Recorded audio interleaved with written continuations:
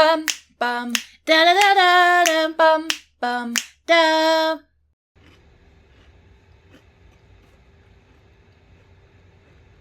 Hey guys, what's up? Welcome back or to the Roomies Digest. My name's Christine, and today we're starting off our Netgalley reading vlog. Right now I'm eating Nature Valley crunchy granola bars, oats and honey. Love the taste, but they're just a little too crumbly for me, you know what I mean? Like, I don't want to have to do extra work to eat this. I just want to eat it, and that's where I'm at. So today we are going to be starting off the Netgalley vlog. I will run through really quick the books that I'm going to be reading. The first one is called Year of the Reaper by Makia Lucier. But this one comes out November 9th, and it's basically just like I think it's a YA fantasy about like these two kingdoms that are kind of fighting, and to kind of still that fighting, a young woman goes and marries the king of the neighboring kingdom. I think it centers around I don't think he's a soldier, but I think he, like, his brother is a soldier for the king, and he's kind of like trying to find his way in this fantasy. And it happens like after a plague has already gone through, and you know, I'm just kind of like rattling off things. I don't really even know what it's going to be about, but we'll see once I get into it. It's one of my highly anticipated books on my TBR for this month for Netgalley, and kind of for the year, just because of the cover and what it sounds like it's going to be. Though I gave not a very good recap, I'm really excited. So that's the first one that I'm going to be reading for this vlog. The second one is called All of Us Villains by Amanda Foody and Christine Lynn Herman. That one comes out November 9th as well. This one is basically like the Hunger Games, but if everybody was a villain and they actually enjoyed killing people. So interesting concept. I think it's a YA, so I don't think it's going to get too graphic. We'll see how it goes. I'm really excited to see what that one's all about. And I think that about covers it. Like I said, I'm going to be starting with my highly anticipated, which is the Year of the Reaper. Really excited to get into it, so I will let you guys know when I'm at the 50% mark, and we'll check in. Hey guys, what's up? Okay, so I'm officially at 50% of Year of the Reaper. So far, I haven't seen like that many fantasy aspects in this book.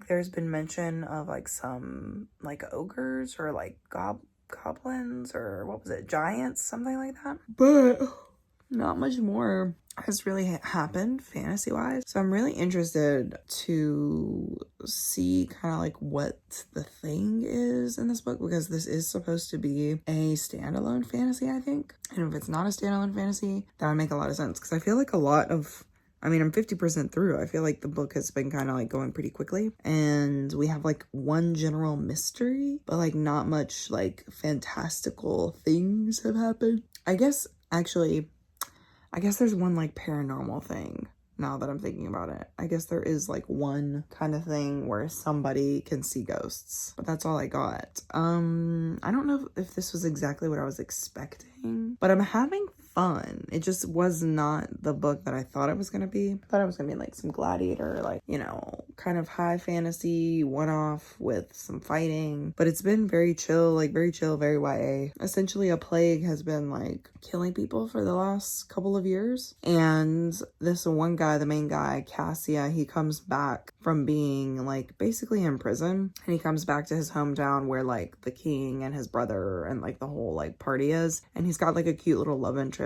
I just don't know like where it's going. I don't know where the story's going. There is one mystery, because somebody tried to kill the king's young son, but that's pretty much it. That's like the only thing that's really happening in the story right now. So I don't know, guys. I don't know. I'm gonna continue, obviously, and we'll see where it's ending up. But like I said, I'm not having a horrible time. It's just not what I thought it was gonna be. So we'll see how it ends up.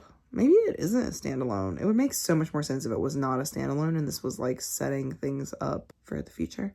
Anyway, we'll see. All right, I'll check in at the end. Okay, guys. It's the morning after. Okay. So I finished the Year of the Reaper. Gosh, it hurts me to say this, but it's definitely like a 3 stars. It's definitely a 3 stars.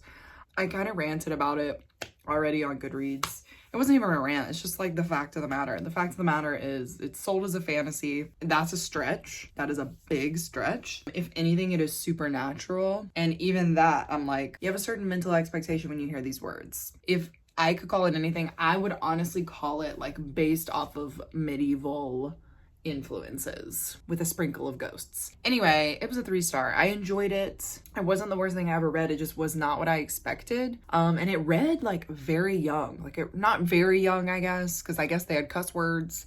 But like the plot seemed a little juvenile to me, underdeveloped, which was weird because I really liked the characters. Like, yeah, like I wasn't like super in love with them, but the story was definitely saved by the main character, Cassia. So there's that. I mean, I liked the world that they were in and I liked the premise of the story, but there was just something like a lot missing, really. So yeah, that's kind of like my thoughts on Year of the Reaper, which is so sad because it looked so freaking good. And I think I was under the impression this whole time, I thought on the cover it was a girl. It's actually the guy. So now my whole like life has just been messed up. I've been living a lie. Anyway, okay, so that's the tea.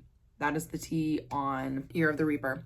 The next book that I'm going to be starting is All of Us Villains by Amanda Foody and somebody else. I don't know. This is basically like the villain version of the Hunger Games. And I actually started it this morning, like when I was having my morning reading time. I started it and I think I'm like maybe 10% in, like nothing fancy. But I like it so far. It's definitely like I expected a YA, like magical realism, a YA fantasy. And that's what I'm getting from this book. So we'll see how it goes. But so far I'm getting like deadly education vibes. Like you've got these witches and they have to learn how to like control their magic in these spells and curses so that they can compete in this tournament to kind of like control all of the magic in this one region. And the only way to win is to kill everybody else in the tournament.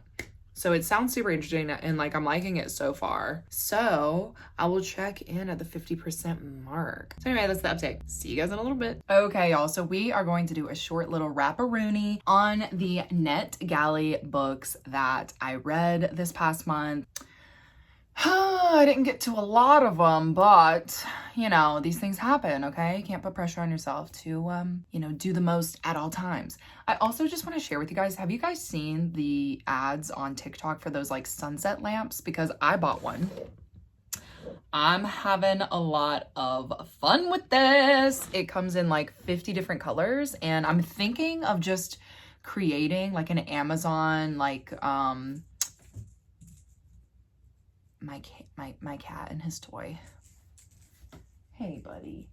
Okay, sorry. Like an Amazon like a list where you guys can buy it because I've seen them on TikTok for like a lot of money. I feel like I've seen them for like $50 or something, and this one that I got is 14 and it's beautiful. Again, beautiful. Freaking beautiful. Anyway, so I'm having a fun time with that, playing with that. But that's besides the point. Let's talk about these books. So the first book that I want to talk about is All of Us Villains by Amanda Foody and Christine Lynn Herman. Okay, y'all. I mean, this book really fell short. I thought this was going to be such a fun time, and I just found myself being kind of bored during it. And I just like wasn't, I don't know, I just wasn't connected to anything that was going on. I think the descriptions in this book just really bogged me down. Like I was really just ready to get into the competition. And then when we got into the competition, I mean, not that much happened. So I think honestly, it was sold to me in the wrong way because I was expecting it to be like this big like tournament thing where like these people were just evil and they just didn't care about other people and they like killed each other, and I thought that was like the vibe of the book, and that was not the vibe of the book. Very interesting magic system. And I did like a couple of characters, but then the characters went sideways and I was like, well, I can't care about them if they go like this. I mean, they can be evil. I'm down with that. But, you know, it just didn't really pan out the way that I like liked or wanted or could even like really understand and like be okay with. So, I mean, like I said it was I said it was a 2.5, and I almost wanted to bump it up to a 3 talking about it just now. But I don't think I can because I actually like was skimming a lot of this book to kind of get through it. So I'm going to say it's a 2.5. Because the magic system was cool. I did like these two characters, but then, yeah. So that's where I'm going with that. And the next book that I want to talk about is The Year of the Reaper by Micaiah Lucier. Guys, this was my most anticipated Netgalley book, and it's all because of the cover. I did it to myself. I thought it was a woman on the front. It's not. It's the main character, man. And it has a nice little tie-in in the book because that's actually like a statue. But I just thought it was gonna be more than it was. Again, my expectations were way too high for this book, and that is, you know, essentially what made the rating go down for me because it just was not what I wanted it to be. This book is also classified as a fantasy, but really, I mean, there's like mention of ogres, but really I would say this is a paranormal fantasy, I guess, but like, it's not even, I don't know, it's not even like it's paranormal, but like, does it serve the plot in any way? Is it explained at all? Does it do anything for anybody? Like, does it have emotional baggage? You know, does it really do anything for the plot? Not really, and I just don't understand why it was really in there. Yeah, I mean, the character doesn't really even address it, so what's the point? What's the point? That being said, okay, did I like the world? Yes. I really liked this world. I wish that it had gone another way. Like, I really liked it. Did I like the plot twist? Yes. That one plot twist, the one, there aren't just one, but like, there's some that you can see and some that you can't. And the one that I could not see, that one really got me good. I was like, dang, that was crazy. You know, the one character that actually, you know, held the team up was Cassia, the main male character that I didn't even know the book was about. So, you know, I ended up giving this one a 3 stars. Actually, I think I liked it more than 3. I'm gonna give it a 3.5. I'm gonna give it a 3.5. Okay, the plot wasn't the best, yeah, but we're gonna settle on 3.5 because I did like much of the other things. I just think also, again, it was like a little mislabeled. I think if you go in thinking it's gonna be like a YA fantasy, I think you're gonna be sadly and sorely misled. Very disappointed. Not very, but you'll just be disappointed. But the romance was really, really cute in this one. I like the tension, you know, obviously not much happens with that, but it was really cute to kind of see these two characters get to know each other and like, you know, like each other. Like, I live for that. And yeah, I think just like kind of the end thing is what really like took me out of it. And that's all right, you know? It just was like, would this character have done this? I don't know.